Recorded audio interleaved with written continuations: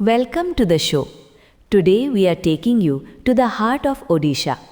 संबलपुर की धरती पर महानदी के तट पर बसे इस मंदिर की कहानी किसी चमत्कार से कम नहीं है.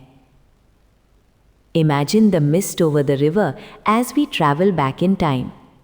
बात 16th सेंचुरी की है, जब चौहान वंश के राजा बलाराम देव यहाँ शिकार के लिए आए थे.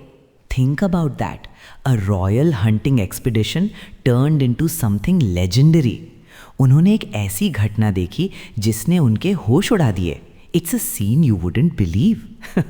एक छोटा सा खरगोश रैबिट जो आमतौर पर डरपोक होता है, वो राजा के शिकारी कुत्तों से डरने के बजाय उनसे भिड़ गया और उन्हें पीछे खदेड़ दिया. Can you imagine a tiny rabbit standing its ground against hunting hounds?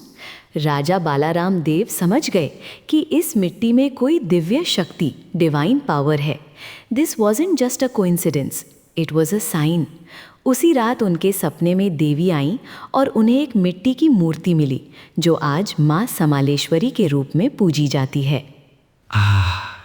It's such a powerful image, isn't it? And the idol itself is unlike anything else. माँ का स्वरूप बड़ा ही अनोखा है. एक विशाल शिला, रॉक, जिस पर चेहरा उभरा हुआ है, जो शक्ति और ममता का मिश्रण है. But this divine presence wasn't just for worship, it was for protection. That protection was put to the ultimate test during a very dark time in history. कहते हैं कि जब कला पहाड़ ने उड़ीसा के मंदिरों को तोड़ना शुरू किया तो माँ समालेश्वरी की शक्ति ने ही संबलपुर को बचाया. It was a confrontation that felt almost supernatural. The invaders didn't stand a chance against the elements. जब उसने मंदिर में घुसने की कोशिश की तो वहाँ की मधुमक्खियों, बीज ने उसकी सेना पर हमला कर दिया, जिससे वो भागने पर मजबूर हो गया. That victory still resonates through the ages. आज भी माँ की आरती की गूंज और महानदी की लहरें इस वीर गाथा को सुनाती हैं. ये सिर्फ एक मंदिर नहीं, ओडिशा की अस्मिता का प्रतीक है. What an incredible journey through time and faith.